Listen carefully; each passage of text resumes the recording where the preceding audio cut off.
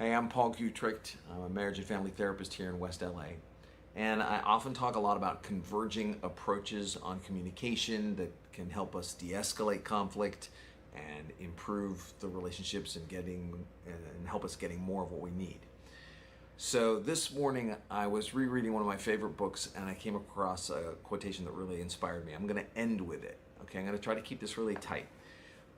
But I want to share with you a number of different approaches from a number of different excellent professionals. They're therapists, they're researchers, they train clinicians. Some of them also are working with patients and clients. So here we go.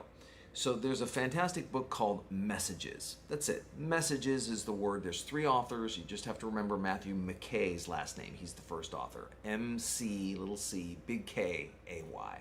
All right. And so they talk about, it's also Martha Fanning and Patrick Davis, they talk about whole expressions that have facts, opinions and beliefs, feelings, and wants and needs. So you have those 4 things, right? Another amazing clinician is Pia Mellody, who came up with something that she referred to as the talking boundary. See if this sounds familiar. When blank happened, I thought blank, I felt blank, and what I need from you is blank. Those are the 4 same things that are in the Messages book, all right? Then, and that it's not necessarily in this order, and again, it's not like they're stealing from each other, but they're just converging. Marsha Linehan, who created DBT, in one pillar of DBT, interpersonal effectiveness, she refers to Dear Man. And that's an acronym. So the D stands for describe, and that's going to be as non-judgmentally as possible, the facts of a situation. The E is going to be for express what you're thinking and how you're feeling. Then the A is going to be asserting what you need, with the R being reinforcement. Okay, and then I mentioned man. Those are that word, that acronym is for how you're going to be speaking these things. You're going to appear mindful.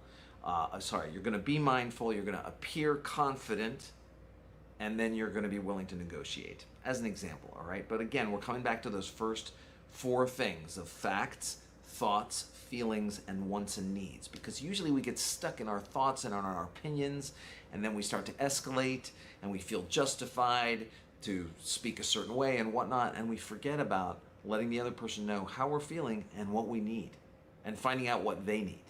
Okay, so I want to move on, because the Gottmans, John and Julie Gottman, in their newest book, Fight Right, which is a fantastic book, really easy to remember the title, Fight Right, it's on communication.